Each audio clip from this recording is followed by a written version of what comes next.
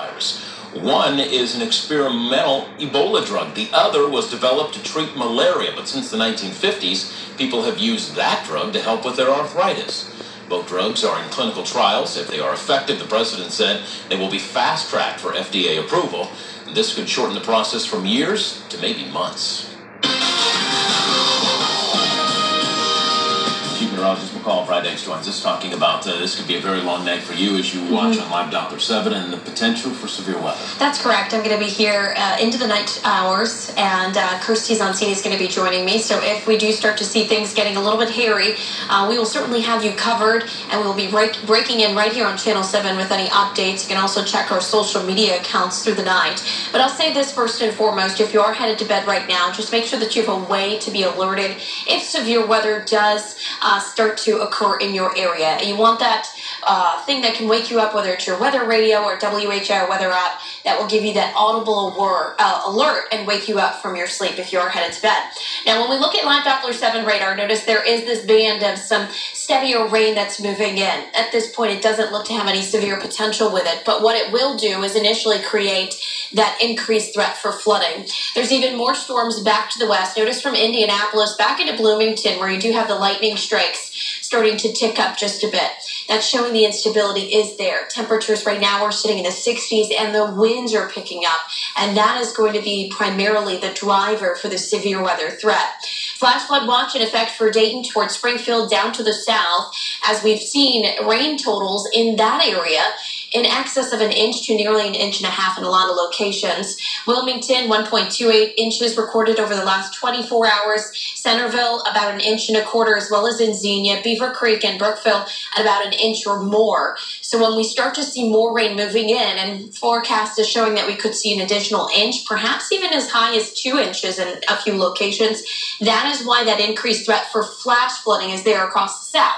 That being said, in the northern communities, while you may not have the flash flooding threat, that's that rapidly rising water, you may have those low-lying areas that just take on the water, and you have that minor aerial flooding, as that's what we call it. Severe weather outlook, notice across the Miami Valley, still in that slight risk for severe storms. Flooding, damaging winds, your main concerns, but there is that potential for an isolated brief spin-up tornado. So let's time it out for you. As we get through about midnight tonight, we'll see those showers and storms that are just starting to work in now crossing the region. There's midnight. After that, that batch exits the area. Around 2:30 in the morning, we're going to get this next more potent cluster of storms that moves back in from the south. And notice all of the rain that comes with it. Likely we're going to have flash flood warnings there, and that's where we may see a damaging wind gust and perhaps that brief spin up as well. Still some storms through about daybreak, and then we're going to be looking at the rain showers tapering a bit. Some downpours around at 8 a.m. There might be some areas, especially across the south, where you have those back and side streets that may be flooded out. So you'll have to give yourself a little extra time if you know you live in one of those regions to get an extra route to work if you do have to go in tomorrow. Into the late morning, early afternoon hours, a cold front's finally going to kick this all out of the area, but it brings us a few downpours first, and along with that, some gusty winds, followed by some cooler air into the weekend. So your 5-day forecast for tomorrow, we do have those spotty showers around in the first part of the day.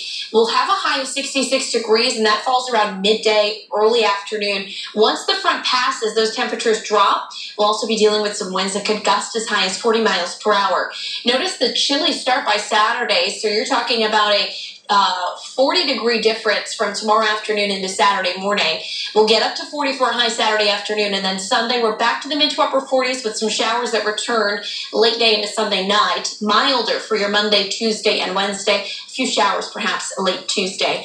Again, if you are going to be with us all night long, meteorologist Kirsty Zoncini and I are going to be here. We'll keep you updated, and she'll have the latest on daybreak beginning at 4:25. Fever is only one of the symptoms of coronavirus. We look at what some businesses are doing before workers even walk through the door.